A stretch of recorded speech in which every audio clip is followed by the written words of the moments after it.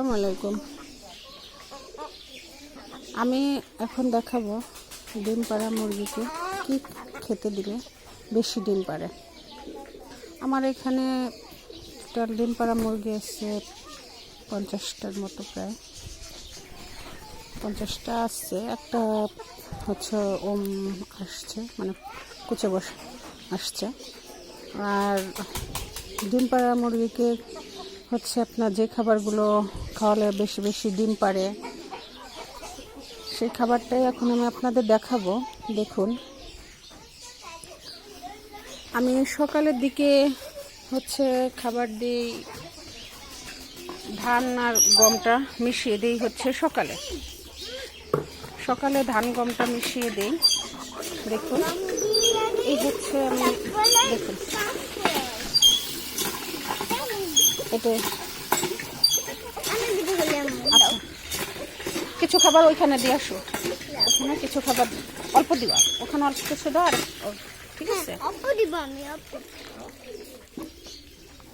আর দেখুন এখানে খাচ্ছে। আবার দেখুন এখানে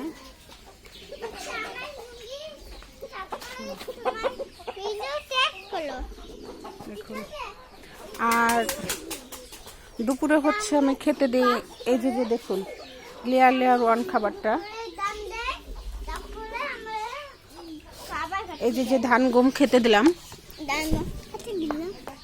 এর 1 ঘন্টা পর হচ্ছে 1 ঘন্টা পরে আমি হচ্ছে এই খাবারটা খেতে দিব। দেখুন, এই খাবারটা হচ্ছে আপনার শাক ছোট করে কেটে দিয়েছি, আর হচ্ছে পাতাকপি। আমি শাকটা আর পাতাকপিটা এভাবে কেটে দিই এই কারণে হচ্ছে আপনার একটাও নষ্ট করবে না। দেখুন সবজিটা পেয়ে এখনই কিভাবে খাওয়ার জন্য ওরা অস্থির হয়ে গেছে। দেখুন, দেখছেন? দেখুন,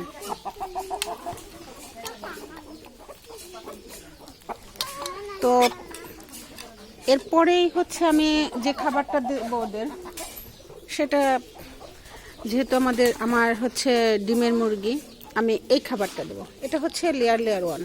অবশ্যই আপনাদের একবেলা এই খাবারটা দিতেই হবে যদি ডিম বেশি পেতে চান। দেখুন,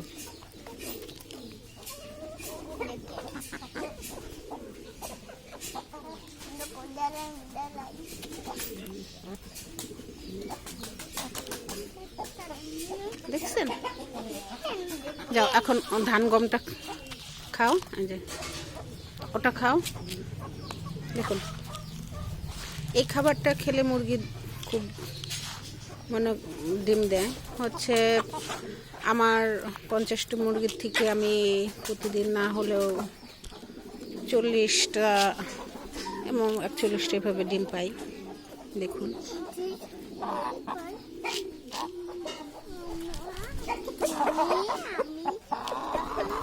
দেখুন আমার মুরগিগুলো আমি ছেড়েই পালি, এভাবে ছাড়া থাকে। আমার চারপাশ দিয়ে এভাবে টিন দিয়ে হচ্ছে আটকায় দেওয়া, এই যে ঘেরাও করে নিয়েছি যাতে মুরগিগুলো ওপাশে না যেতে পারে। দেখুন,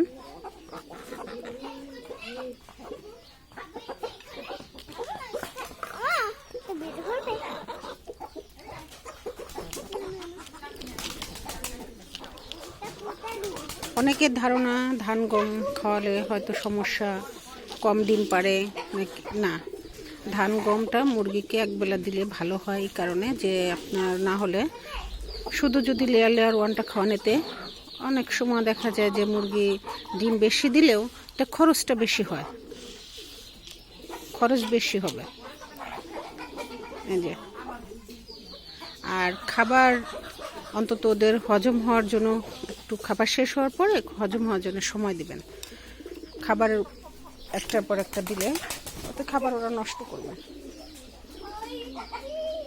আবার আমি এরপরও অন্য কোনো ভিডিও দেখাবো। আপনাদের যদি জানার কিছু থাকে কমেন্ট করবেন এবং চ্যানেলটি সাবস্ক্রাইব করবেন।